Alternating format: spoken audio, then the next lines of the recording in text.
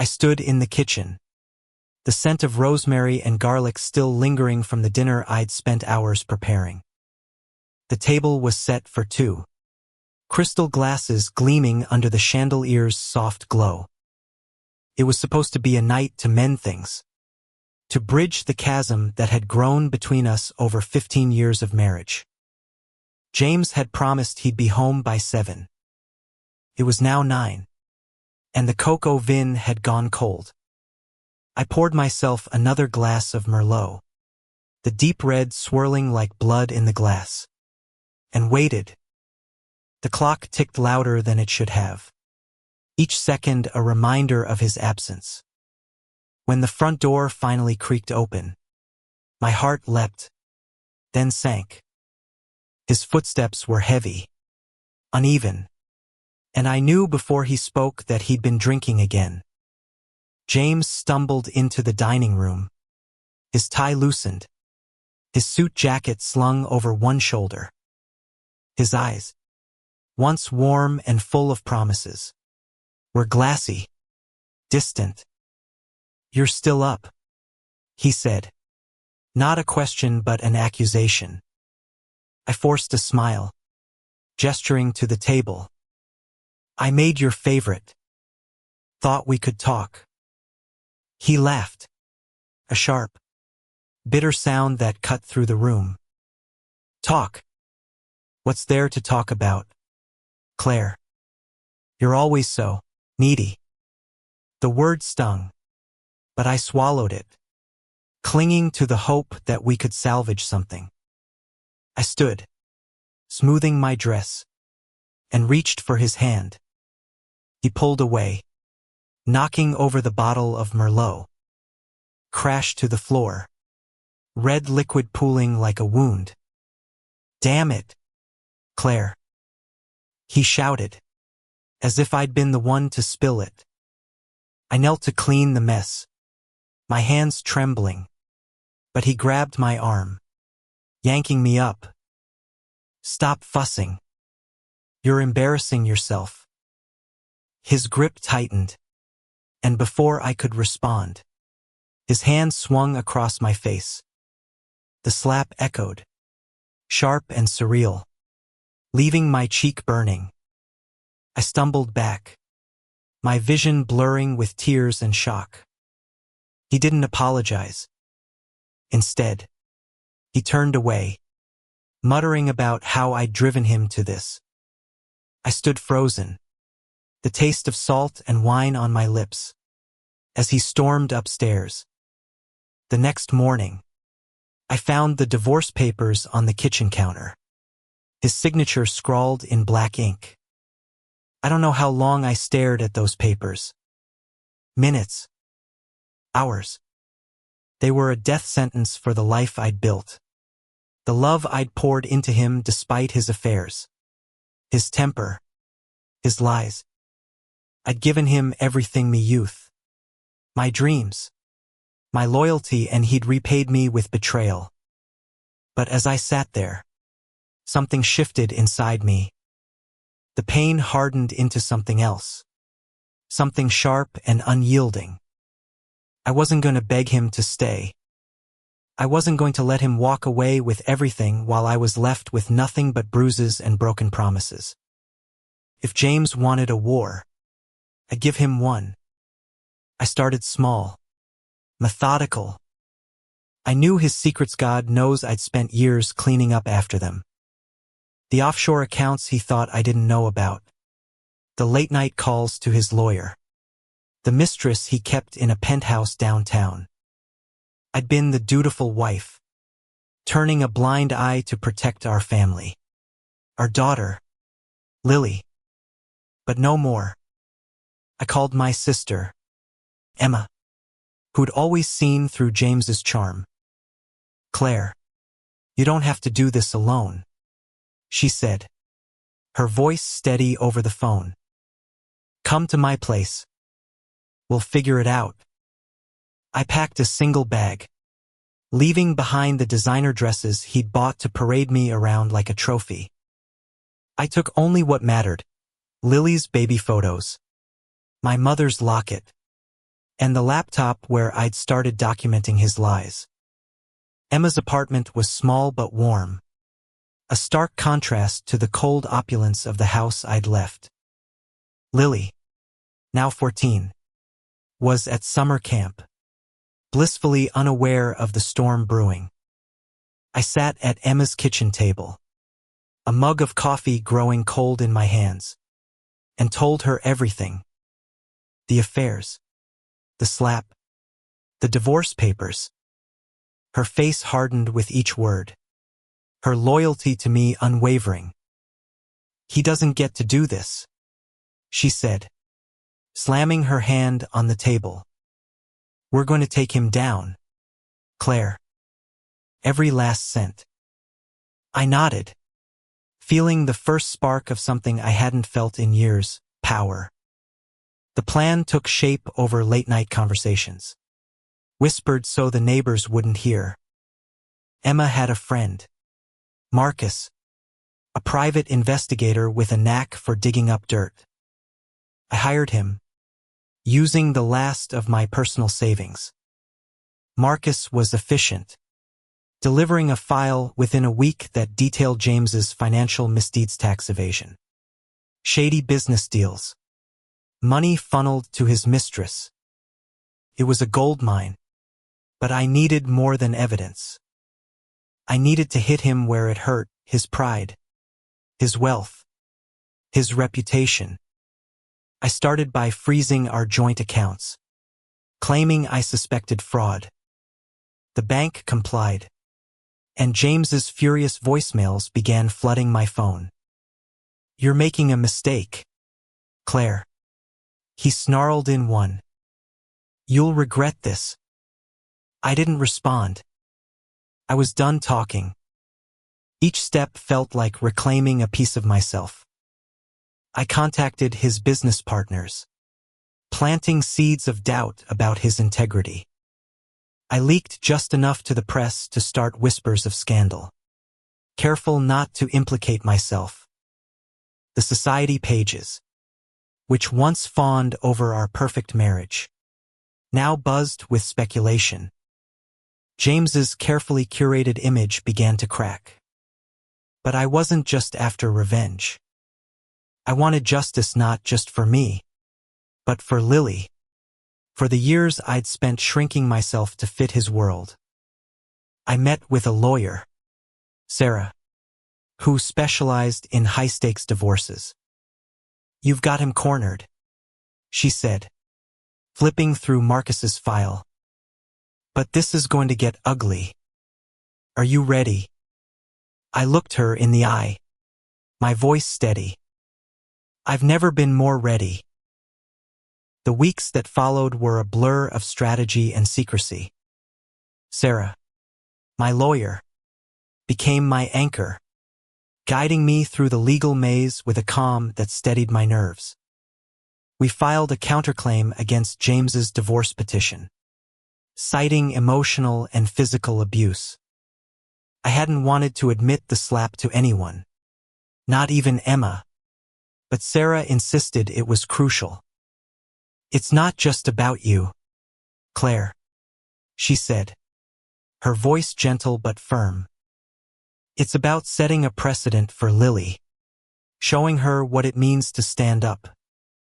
I nodded, swallowing the shame that still lingered. I wrote a statement, my hand shaking as I described that night: the wine, the slap, the cold dismissal. It felt like exposing a wound, but it also felt like freedom. James's lawyer, a slick man named Victor, laughed off the allegations in our first mediation session. "My client denies any wrongdoing," he said, leaning back in his chair with a smirk. James sat beside him, his face a mask of indifference, but I saw the flicker of unease in his eyes. He hadn't expected me to fight back. Victor pushed a settlement offer across the table: half the house, a modest alimony, and shared custody of Lily. It was generous by his standards, insulting by mine. I pushed it back, my voice steady. I want everything. Victor's smirk faltered. James's jaw tightened. Outside the law office, I felt the weight of what I'd done. Declaring war on James meant risking everything: our home, our savings, even my relationship with Lily if she ever learned the full truth. But I couldn't back down. I thought of my mother, who'd stayed with my father through years of his temper, telling me it was for my sake. I'd sworn I'd never be her, yet here I was, breaking that promise. I drove to Emma's, the city lights blurring through my tears.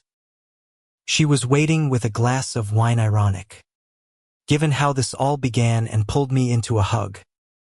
"You're doing the right thing," she whispered. I wanted to believe her. Marcus's reports kept coming, each one a nail in James's coffin. He'd been siphoning money from his company to fund his mistress's lavish lifestyle trips to Paris.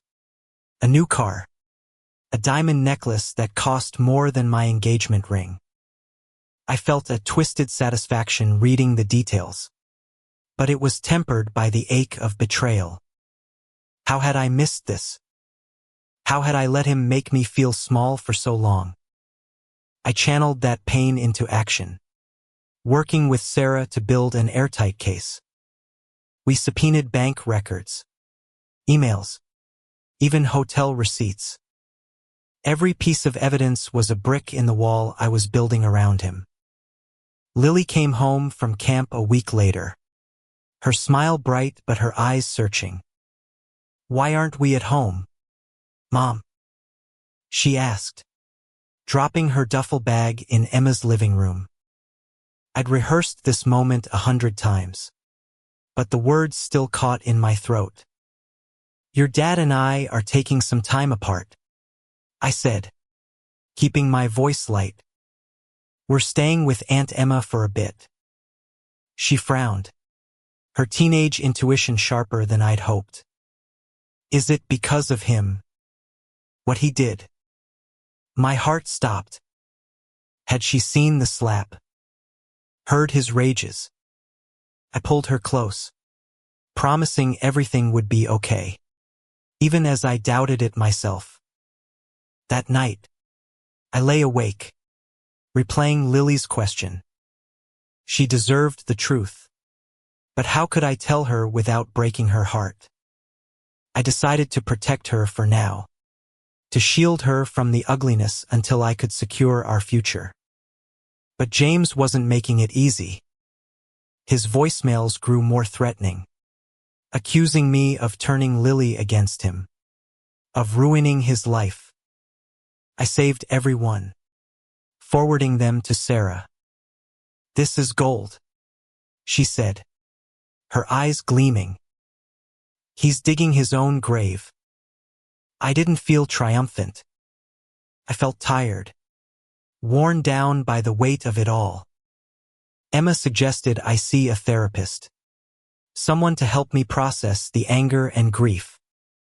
I resisted at first, stubborn in my need to stay strong. But eventually I went. Dr. Ellis was kind, her office a quiet haven from the chaos. She asked me to describe my marriage, and the words poured out years of excuses, of hiding bruises with concealer, of smiling for the cameras at his company galas. "Why did you stay?" she asked, not judging but curious. I didn't have an answer, not a good one. For Lily, for the life I thought we could have. All I knew was that I was done staying. By the end of the month, the legal battle was in full swing. James's lawyer tried to paint me as unstable, a gold digger out for revenge. But Sarah was relentless, presenting Marcus's evidence with surgical precision. The judge, a stern woman with sharp eyes, seemed to see through James's facade. During one hearing, she leaned forward, her voice cutting. "Mr. Harper, explain these transactions to your offshore accounts." James stammered, his charm failing him. I sat silently, my hands folded, feeling the first real glimmer of hope. Maybe, just maybe, I could win this. The courtroom became my battlefield, each hearing a clash of truths and lies. James's charm, once his greatest weapon, was unraveling. His business partners started pulling away, spooked by the whispers of scandal I'd carefully seeded. His mistress, Vanessa, was spotted leaving the penthouse with suitcases, her face pale in the tabloid photos Marcus sent me. I didn't feel joy at her departure, only a hollow satisfaction. She was a symptom, not the disease. The real fight was with James, and he wasn't going down quietly. His lawyer, Victor, filed a motion to limit my access to Lily, claiming I was poisoning her against him. The accusation cut deeper than the slap ever had. I met with Sarah the next day, my stomach churning. "He's playing dirty," she said, her tone calm but her eyes fierce. "We need to counter this, and fast." She suggested a psychological evaluation for Lily to prove she was thriving in my care. I hesitated, hating the idea of dragging my daughter into this mess. But Sarah was right, James was using her as leverage. I called Lily's camp counselor, who agreed to testify about her well-being. I also reached out to her teachers, who'd seen her resilience despite the chaos at home. Every step felt like a violation of her innocence, but I had to protect her future. Lily sensed the tension, even if I tried to shield her. One evening, as we baked cookies at Emma's, she asked, "Is Dad mad at me?" Her voice was small, her hands dusted with flour. I knelt beside her, brushing a strand of hair from her face. "No, sweetheart. This is between me and him. You're the best thing in our lives." She nodded, but her eyes were distant, and I knew I'd have to tell her more soon. I hated James for putting her in the middle, for making her doubt her worth. That anger fueled me, pushing me to dig deeper into his lies. Marcus uncovered a bombshell. James had been forging signatures on company documents, implicating his partners in deals they hadn't approved. It was reckless, even for him. I debated exposing it publicly, but Sarah advised caution. "Use it as leverage," she said. "Threaten to go to his board unless he agrees to a better settlement." I nodded, seeing the brilliance in her strategy. We drafted a letter to Victor, outlining the evidence without revealing our full hand. The response was swift. James wanted to meet. No lawyers, just us. Against Sarah's advice, I agreed. I needed to see his face when he realized I wasn't backing down. We met at a quiet cafe, the kind we used to visit when we were young and in love. He looked haggard, his eyes bloodshot, his charm replaced by desperation. "Claire, this has to stop," he said, leaning across the table. "You're destroying everything." I almost laughed. Destroying everything. He'd done that the moment he raised his hand to me. "You filed for divorce, James," I said, my voice cold. "You started this. I'm just finishing it." He offered a new settlement, the house, full custody of Lily, and a lump sum. It was tempting, but I saw the trap. He was trying to buy my silence. I leaned closer, my voice low. I know about the forgeries. Give me everything, or I go to your board. His face paled, and for the first time, I saw fear in his eyes. I left the cafe feeling lighter, but the victory was bittersweet. I didn't want to be this person scheming, vengeful, but he'd left me no choice. Back at Emma's, I found Lily curled up on the couch, sketching in her notebook.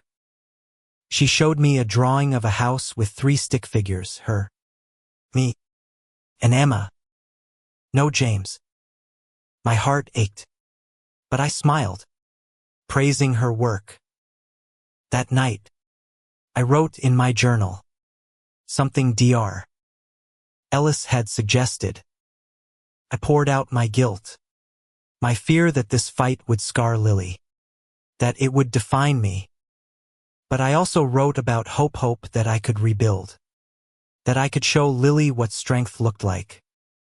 The next hearing was brutal. Victor presented a letter from Vanessa, claiming I'd harassed her. It was a lie, but it sowed doubt. Sarah countered with Marcus's evidence, including a recording of James threatening me over the phone. The judge's expression darkened as she listened, and I felt a surge of vindication. But James wasn't done. He took the stand, his voice trembling with rehearsed emotion, claiming he'd only ever wanted to protect our family. It was a performance, and it made my skin crawl. I wanted to scream, to tell the judge about the nights I'd cried myself to sleep. But I stayed silent, trusting Sarah to fight for me. As the hearing ended, I caught James's eye. For a moment, he looked like the man I'd married, vulnerable, human. But then he turned away, and I remembered why I was here. I wasn't just fighting for myself anymore. I was fighting for Lily, for Emma, for every woman who'd ever been told to stay quiet. I was fighting for justice, and I wouldn't stop until I had it.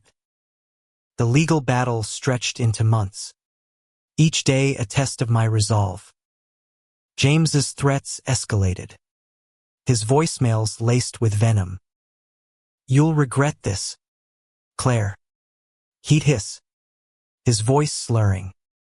I saved every message, each one a brick in the case Sarah was building. But the strain was wearing me down. I barely slept, haunted by nightmares of losing Lily or being trapped in that house again. Dr. Ellis helped me navigate the guilt, urging me to see my anger as a tool, not a burden. "You're not just fighting for revenge," she said during one session. "You're fighting for your life." Her words became my mantra, grounding me when doubt crept in. Lily's questions grew harder to dodge. One night, as we tucked into Emma's guest bed, she asked, "Why does Dad hate you?" My throat tightened. I wanted to shield her, but she was too perceptive. "He doesn't hate me, sweetheart," I said, brushing her hair back. "He's just lost right now." It wasn't the full truth, but it was enough for her to nod and snuggle closer. I held her, my heart breaking for the innocence she was losing. I vowed to make this right, not just for me but for her. She deserved a mother who fought, not one who cowered. Marcus's investigations bore more fruit. He found proof that James had been skimming profits from his company's pension fund, a move that could land him in prison. Sarah's eyes lit up when I showed her the documents. "This is our ace," she said. "We hold onto it until the right moment." I agreed, but the weight of that knowledge was heavy. Exposing James could destroy him, and while part of me relished the thought, another part hesitated. He was still Lily's father. Could I take that from her? I pushed the thought aside, focusing on the next step, securing our financial future. Emma was my rock, her fierce loyalty a lifeline. She'd taken to calling our late-night planning sessions Operation Payback. We'd sit at her kitchen table, maps of James's financial web spread out, plotting our moves like generals. One night, she suggested I meet with one of James's former partners, Richard, who'd left the company under suspicious circumstances. Richard was reluctant at first, but when I showed him Marcus's evidence, he opened up. James forced me out. He admitted, his voice bitter, threatened to ruin me if I didn't sign over my shares. I offered him a deal, testify against James, and I'd share whatever settlement I won. He agreed, his testimony another weapon in our arsenal. The next court date was pivotal. Sarah presented Richard's testimony, along with bank records showing James's embezzlement. Victor scrambled, his usual swagger gone. James took the stand, his lies unraveling under Sarah's cross-examination. Mr. Harper, can you explain why your signature appears on these fraudulent documents? She asked, her voice sharp. He stammered, sweat beading on his forehead. The judge's gaze was unrelenting, and I felt a surge of hope. But James wasn't done fighting. He hired a new lawyer, a woman named Carla, known for her ruthless tactics. She filed a motion to dismiss our evidence, claiming it was obtained illegally. Sarah assured me it wouldn't hold, but the delay gnawed at me. Outside the courtroom, I ran into Vanessa. She looked different, smaller, less glamorous. Claire, she said, her voice trembling. I didn't know about the abuse. I wanted to hate her, but her eyes held genuine regret. Why are you telling me this? I asked. She handed me a USB drive. It's recordings of James. Things he said about you. About his plans. I'm sorry. I took it, unsure whether to trust her. Back at Emma's, we listened to the recordings. James's voice, cold and calculating, detailed how he'd planned to leave me with nothing. It was damning, and it broke my heart all over again. I gave the USB to Sarah, who called it a game changer. We used it to negotiate a new settlement, full custody of Lily, the house, and a significant portion of James's assets. He fought it, but the evidence was overwhelming. The judge ruled in my favor, her voice firm as she outlined the terms. James's face was a mask of rage, but he signed the papers. I should have felt triumphant, but all I felt was exhaustion. The war was won, but the cost was etched into every line on my face, every sleepless night. As I left the courtroom, Lily ran to me, her arms wrapping around my waist. Can we go home now? She asked. I nodded, tears stinging my eyes. Home wasn't the house we'd lived in with James. It was wherever we could be together, safe and whole. I looked back at James one last time, his shoulders slumped, his empire crumbling. I didn't feel joy, only relief. I'd taken everything, his money, his pride, his power, and left him with the bill for his sins. Victory tasted bitter. The settlement was finalized, the papers signed, but the weight of it all lingered like a bruise that wouldn't fade. I moved back into the house with Lily, but it felt different now, too big, Too quiet. Haunted by memories of the life we'd lost. I wandered the rooms, touching the furniture we'd chosen together. The photos of happier times now tucked away in drawers. Lily noticed the change too. She'd linger in the doorway, watching me, as if afraid I'd disappear. "Are you okay, Mom?"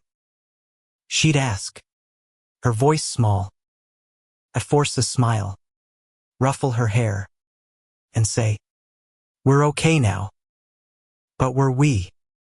Emma helped us settle in, bringing over plants and new curtains to make the space ours. She'd become more than a sister through this. She was my confidant, my co-conspirator. One evening, as we sipped tea on the porch, she said, "You did it, Claire. You took him down." I nodded, but the words felt hollow. Taking James down hadn't erased the years of pain. The nights I doubted myself. The fear that I'd failed Lily. I wanted to move forward, but the past clung to me, heavy and unyielding. Dr. Ellis suggested I focus on rebuilding. Not just for Lily but for myself. "You've fought for justice," she said. "Now fight for joy." It sounded impossible, but I tried. I enrolled Lily in art classes, something she'd always loved but James had dismissed as frivolous. I started volunteering at a women's shelter, sharing my story with others who'd lived in the shadow of someone else's cruelty. Their strength inspired me, and I began to see myself not as a victim, but as a survivor. Still, the anger lingered, a quiet ember that flared when I least expected it. James didn't disappear quietly. He called, begging to see Lily, promising he'd changed. I didn't trust him, but Lily missed her father. Against my better judgment, I agreed to supervised visits. The first one was at a park, with Emma nearby as a buffer. James was subdued, almost gentle, but I saw the calculation in his eyes. He brought Lily a sketchbook, her favorite brand, and I wondered if it was a genuine gesture or another manipulation. Lily hugged him tightly, and I looked away, my heart twisting. I wanted to protect her from him, but I couldn't erase her love for her father. The shelter became my refuge. I met women like me, women who'd lost themselves in marriages that promised love but delivered pain. One, Maria, told me about her ex-husband, who'd controlled every aspect of her life until she fled with her son. "You're stronger than you know," she said, squeezing my hand. Her words stayed with me, a reminder that I wasn't alone. I started a support group, a safe space for us to share our stories, our fears, our hopes. It was healing, not just for them but for me. I was finding my voice again, the one James had silenced. One night, Lily came to me with a confession. "I heard you and Aunt Emma talking about Dad," she said, her eyes wet. "About what he did to you." My heart stopped. I tried so hard to shield her, but she'd pieced it together. I sat her down, my hands trembling, and told her the truth, not all of it, but enough. I explained that her father had made mistakes, that I'd fought to protect us, that none of it was her fault. She cried, and I held her, promising I'd always be there. It was a wound I couldn't heal, but I could help her carry it. Sarah called with news. James's company was under investigation, thanks to the evidence we'd provided. He faced potential criminal charges, and his reputation was in tatters. Part of me wanted to gloat, but the larger part felt only sadness.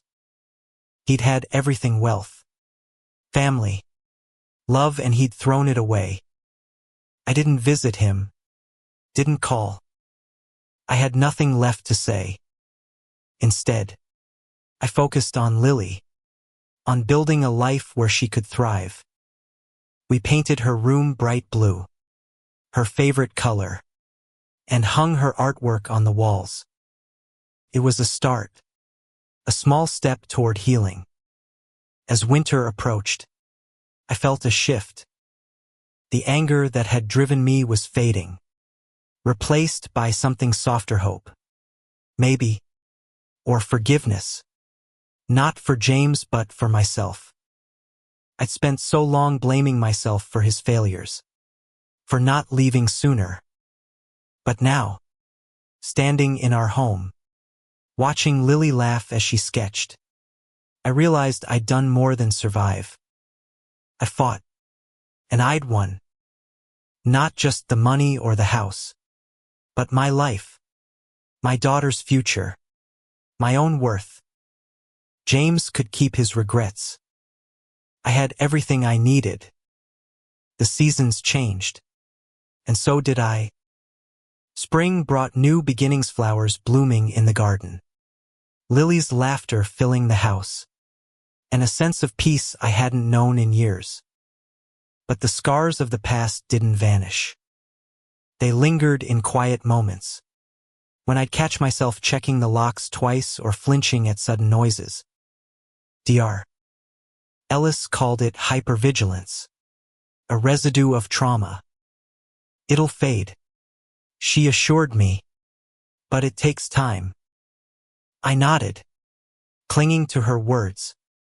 Time was something I had now. Time to rebuild, to rediscover who I was without James's shadow. Lily thrived in ways I hadn't expected. Her art classes became her sanctuary, her sketches growing bolder, more vibrant. She painted a mural on her bedroom wall: a forest with a girl standing tall, a crown of stars on her head. "That's you, Mom," she said, grinning.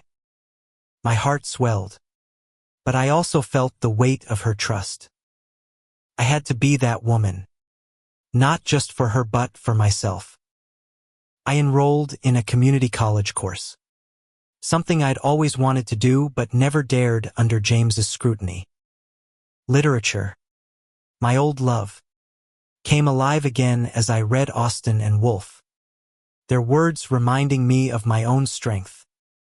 Emma noticed the change. "You're glowing," she said one afternoon, as we walked through the park. I laughed, brushing it off. But she was right. I was finding joy in small things: a new recipe, a sunset, Lily's giggle when we danced in the kitchen. But joy was fragile, easily disrupted. James's supervised visits continued, and while he was civil, I sensed his resentment. He'd bring Lily gifts, each one a little too perfect, as if he were trying to buy her love. I watched from a distance, my stomach tight, praying he wouldn't hurt her the way he'd hurt me. The investigation into James's company intensified.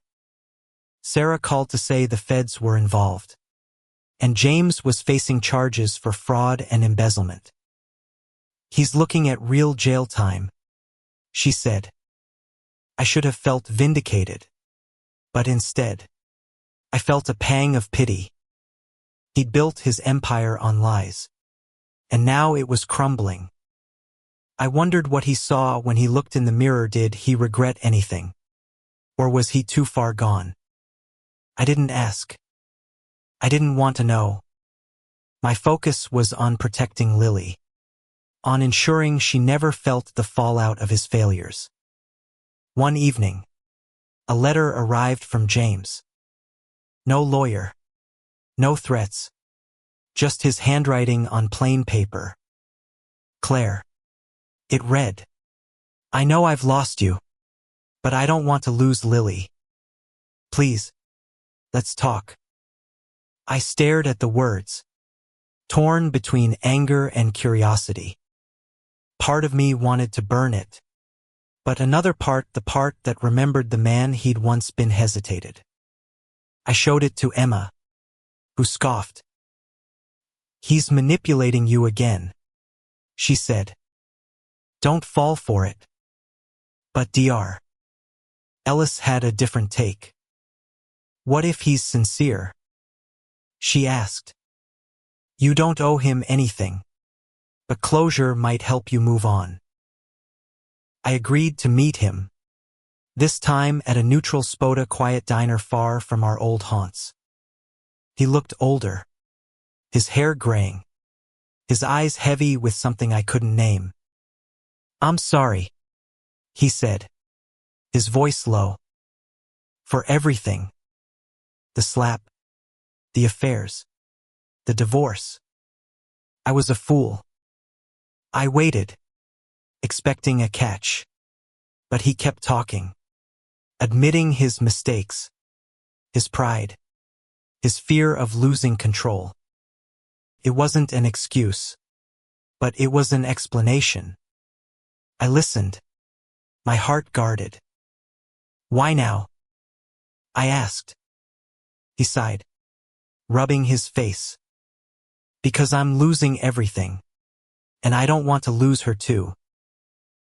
I didn't forgive him, not fully, but I agreed to let him write to Lily, supervised by me. It was a small step, a concession not for him but for her. She deserved to know her father, flaws and all, and decide for herself what he meant to her. When I told her about the letters, she nodded, her face unreadable. "Will you read them first?" she asked. I promised I would, and she hugged me, her trust a lifeline. That night, I wrote in my journal, grappling with the idea of redemption. Could James change? Did it matter? My fight wasn't about him anymore. It was about Uzmi and Lily, building a life free of fear. The shelter's support group grew, and I found purpose in helping others. Maria, the woman I'd met, became a friend, her resilience a mirror to my own. We shared coffee, stories, dreams of a future where we defined ourselves. I started writing again, not just in my journal but stories, essays, pieces of my heart I'd locked away. One was published in a local magazine, a small victory that felt monumental. I was no longer just James's wife or Lily's mom. I was Claire, and I was enough. Life settled into a rhythm, fragile but steady. The house felt like ours again, filled with Lily's laughter and the smell of fresh paint. I'd taken up gardening, a hobby James had mocked, and found solace in the dirt, in watching things grow. Lily joined me sometimes, her hands muddy as she planted tulip bulbs, her chatter a balm to my soul. But the past wasn't done with us. James's trial was approaching, and the media frenzy was relentless. Reporters camped outside the house, their cameras flashing like vultures circling. I shielded Lily as best I could, driving her to school through back roads. But she saw the headlines, heard the whispers. One morning, she came to me with a newspaper, her face pale. "Is Dad going to jail?" she asked. I took a deep breath, choosing my words carefully. "He made some bad choices, sweetheart.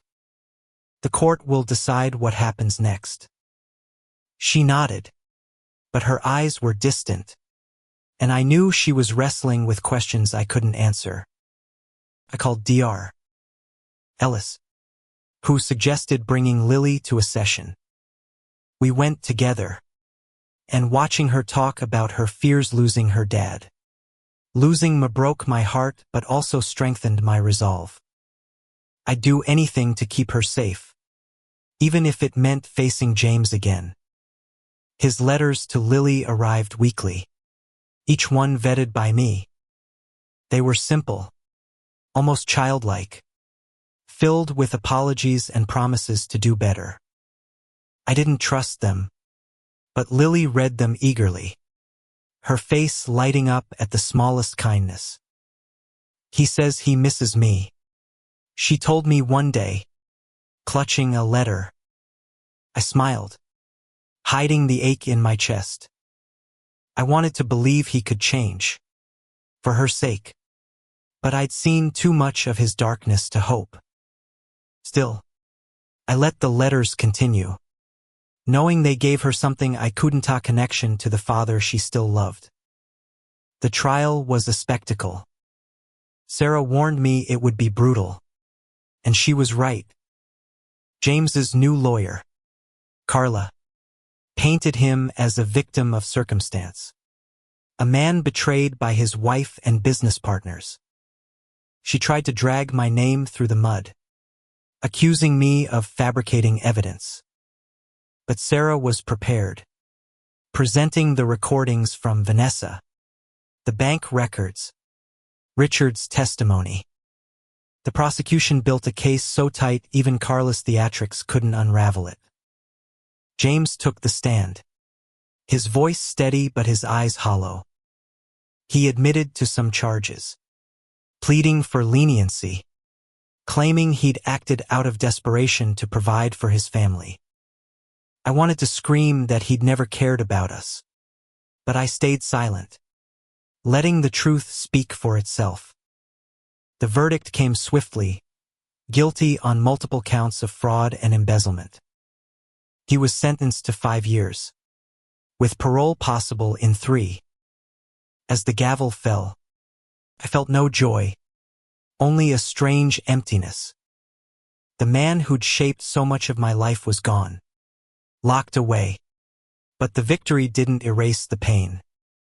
Lily cried when I told her, and I held her, promising we'd get through it together.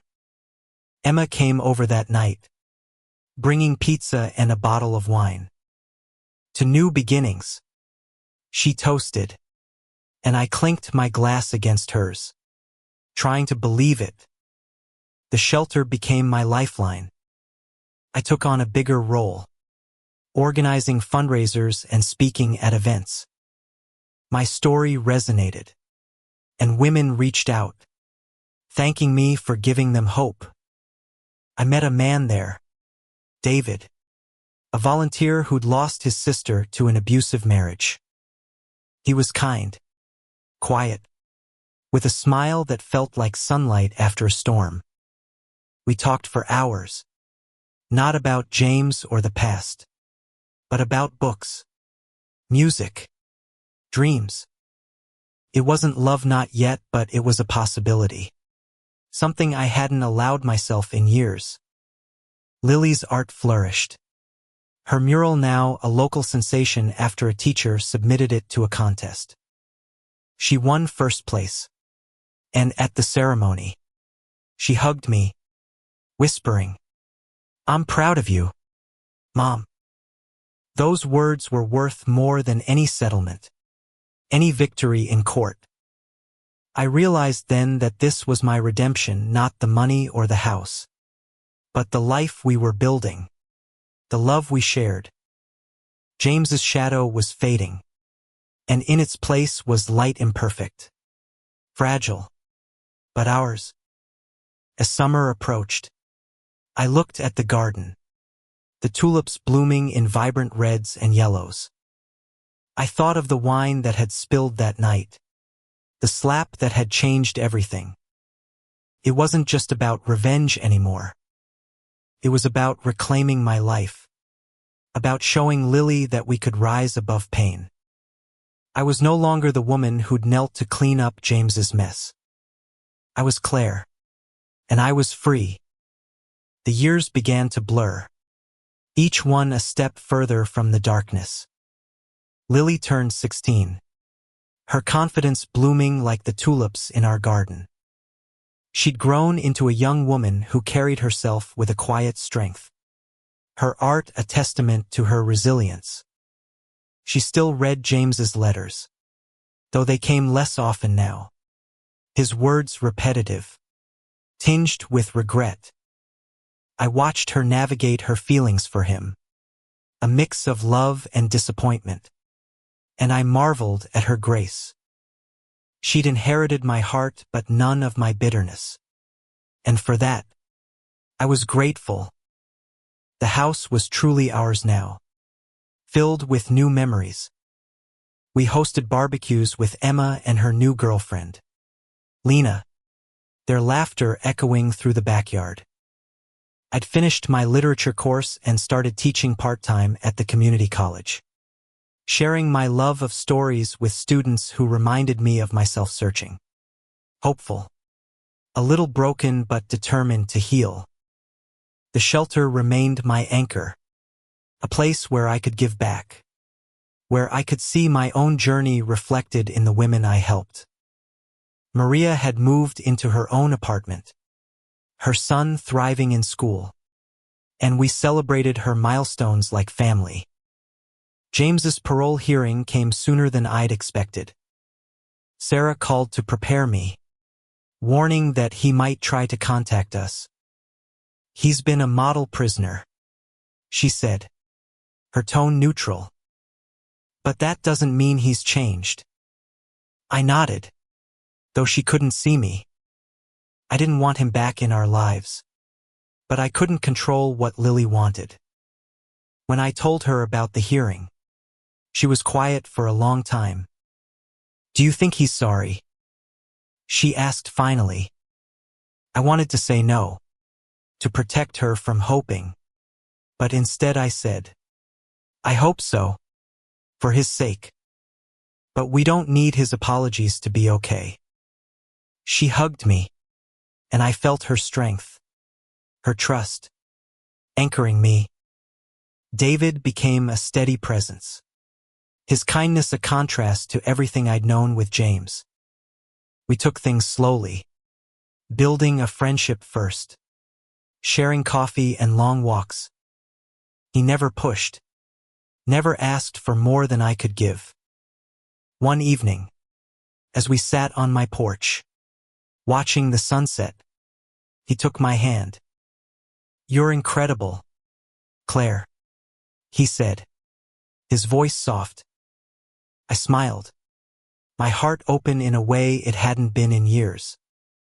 I wasn't ready for love, but I was ready for possibility, for the idea that I could be more than my past. The parole hearing was quiet. No cameras or crowds this time. James looked older, thinner, his eyes searching the room until they found me. Come alone, leaving Lily with Emma, wanting to face him without her shadow. He spoke of his regrets, his time in therapy, his desire to make amends. The board listened, their faces unreadable. I gave a brief statement, not out of anger but clarity. "I don't wish him ill," I said, my voice steady. "But my daughter and I have built a life without him. He needs to respect that." The board granted parole, with conditions, and I left the room feeling lighter, as if I'd finally let go of something heavy. Lily decided to meet him, just once, at a cafe with me nearby. I watched from a distance, my heart in my throat, as they talked. She was poised, her questions direct, and he seemed smaller, less imposing. When she came back to me, her eyes were wet but clear. "He's trying," she said. "But I don't need him like I thought I did." I hugged her, proud of her strength, her ability to see him for who he was, not who she wanted him to be. I wrote a book, a memoir of sorts, weaving my story with those of the women from the shelter. It wasn't about revenge or triumph, but about survival. About finding light in the darkest places. It was published to modest success. But the real reward was the letters I received from readers, women like me, thanking me for giving them hope. I shared the royalties with the shelter, using them to fund programs for women starting over. Felt like closing a circle, turning pain into purpose. As I stood in the garden one evening, Lily sketching nearby, I thought of that night, the wine, the slap, the divorce papers. It was a wound, but it was also a turning point. I'd taken everything, not just James's money or pride, but my own life, my daughter's future, my own heart.